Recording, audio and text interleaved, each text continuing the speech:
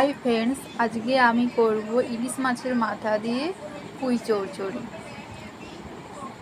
এর জন্য রেসিপিটা লাগবে পুঁই আমি কেটে নিয়েছি, বেগুন একটা কেটেছি, আলু কেটেছি। এবার কড়াইয়ের মধ্যে দিয়ে দিয়েছি তেল। তেলগুলো গরম হয়ে এলে পাঁচফোড়ন দিয়ে দেব, তারপর কেটে রাখা আলুগুলো দিয়ে সামান্য ভেজে নেব। সামান্য ভাজা হয়ে গেলে বেগুনগুলো দিয়ে দেব। বেগুনের মধ্যে নুন হলুদ মিশিয়ে দেব প্রয়োজন মতো। এদিকে আমি সরষে বেটে রেখেছিলাম,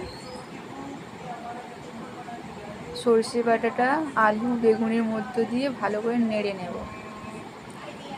ভালো করে নেড়ে হলুদ নুন প্রয়োজন মতো দেব, সামান্য জিরে গুঁড়ো দেব। তারপর পুঁই শাকগুলো দিয়ে ভালো করে নেড়ে নেব। তারপর ঢাকা দিয়ে কিছুক্ষণের জন্য রাখবো, 5 মিনিটের মতো।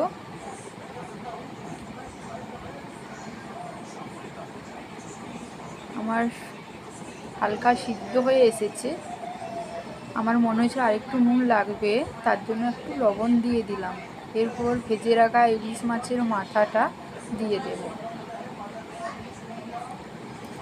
ভালো করে খুন্তির সাহায্যে নেড়ে সেটা ভেঙে পুঁইয়ের সাথে মিশিয়ে নেব।